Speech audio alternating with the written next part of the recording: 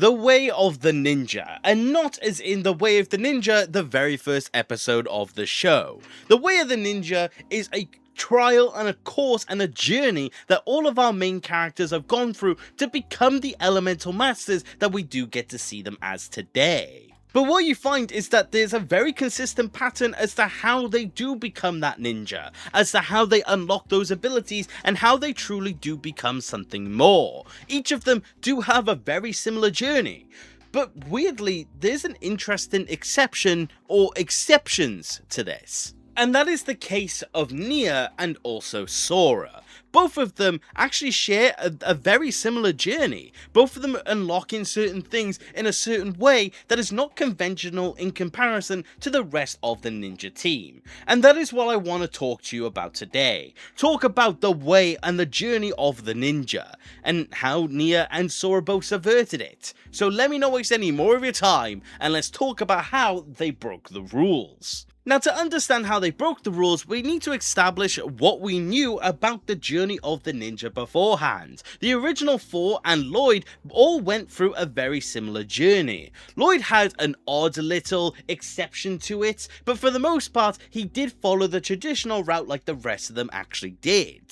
And what is that journey, may you be asking? Well, it's actually a fairly simple one. When the Four and Lloyd began to train, they obviously started becoming in tune with their ninja abilities. The first thing that they ultimately unlocked was actually Spinjitzu. All of them had that elemental ability as an aspect of their first step into becoming more. The second step was going to be actually unlocking your true potential. That was something that Lloyd may have had a little hiccup on, and you'll find out why in a moment, but true potential typically was what came next. Following that was then elemental power. Elemental power was always step 3, as it was an extension of actually having true potential.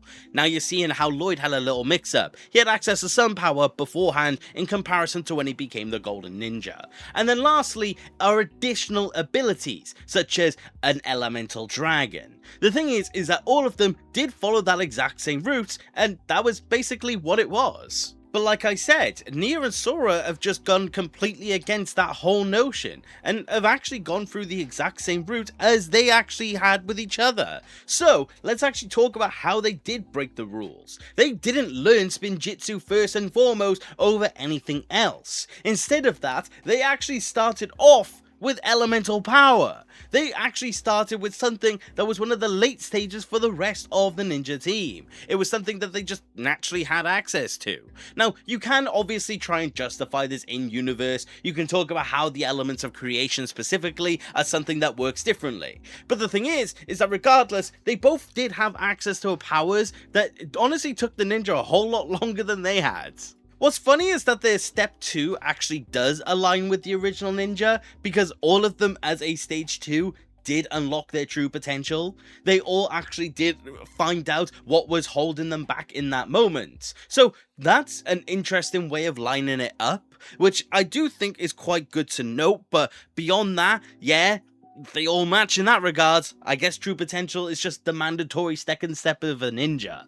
Then you get into the third step, which actually is where Sora and Nya both split off from each other a little bit, but you'll understand why in a moment. But the thing is that the third step for the ninja was actually going to be elemental power. That was where they unlocked the full array of their own abilities, which, fair enough. But the thing is that for Nya, it was an elemental dragon. Nya learned how to conjure her dragon at the beginning of season 6. So she actually had access to a whole different array of power way before she even passed step 1 that the ninja had, which in retrospect is extremely weird.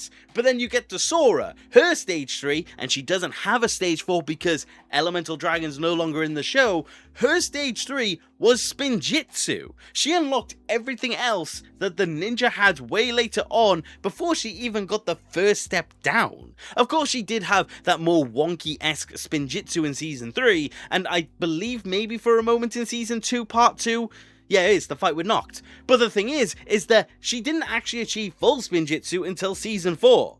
much after she got everything else. So she went in the complete wrong direction here. Actually, if you take a look at her 3 steps, they are literally backwards, which is really strange in retrospect. But the point is that they're both unlocking abilities that are just either way before or way after the original ninja. But then that brings us into Nya's step 4, which is Spinjitzu, which to the ninja was elemental dragons. So potentially one of the hardest things that the ninja have ever done, which is conquering their own fear, is something that Nya was able to accomplish before she actually got the original and the basic technique of Spinjitzu actually down. And there is no determinable reason as to why. We never had any sort of arc during Nya's time as a ninja in the original era where she actually struggled with harnessing Spinjitzu. It was something that was just kind of there as of Day of the Departed began, and that was literally it. But it does ask a very begging question. How is it that they were able to take a complete opposite route when it does come to the original journey that we do all know and love? But there is ultimately now just a begging question that comes along with all of this, which is just, how can you actually explain how these differences actually took place? How can you justify why the journey of the ninja is changed so drastically? Why is it that Wu didn't teach the ninja how to use their elements first? Why is it that Nya and Sora weren't able to learn Spinjitzu sooner?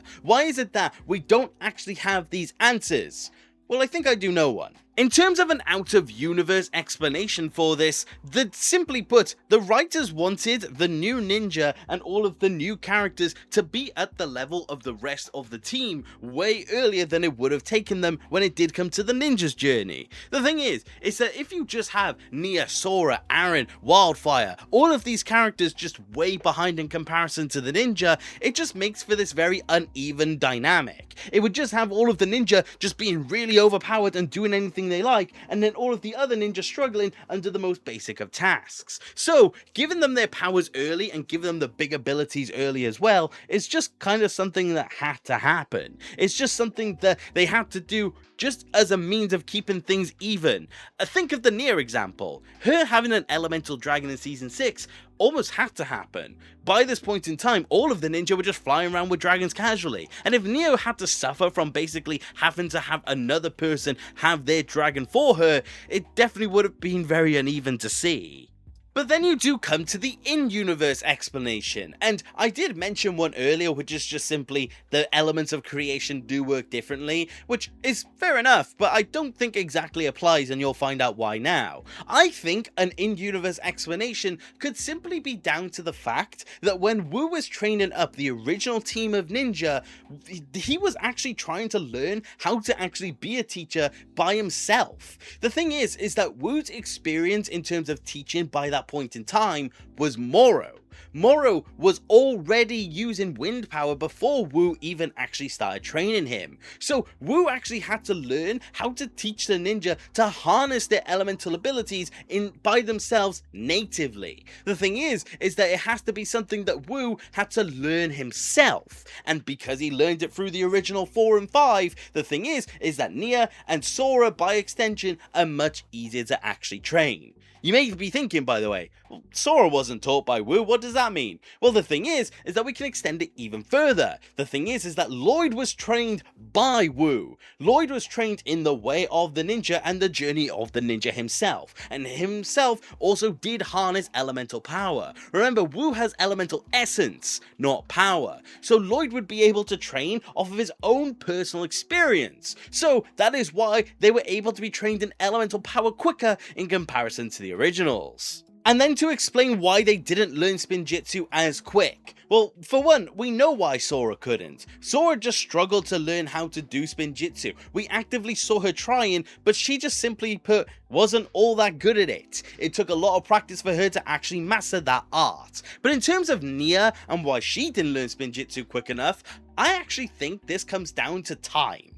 I actually think just Nya simply didn't have the opportunity to do it. I think her time as a ninja was certainly strained, and that can be justified by air jitsu as well. The thing is that she became a part of the ninja team in season 5, and the gap of time between season 5 and season 6 doesn't actually seem to be that long. Styx is destroyed still, and we don't really get to see any sort of proper development in that regard. So if you look at that in the context of Nya, there just simply wouldn't have been time to actually have her there and training in those arts, and that is why she learns it later down the line when there actually was time to breathe. I think it's just as simple as she just didn't have the opportunity to do so, which honestly kind of makes sense in retrospect. But I do think, regardless of my explanations as to why it is the case, I do think it is very fascinating to know that Nya and Sora in particular are the two that have broken Ninjago's rules. I do think it's fun to see how they have been able to bend and actually meld things into accordance with a new and more interesting story.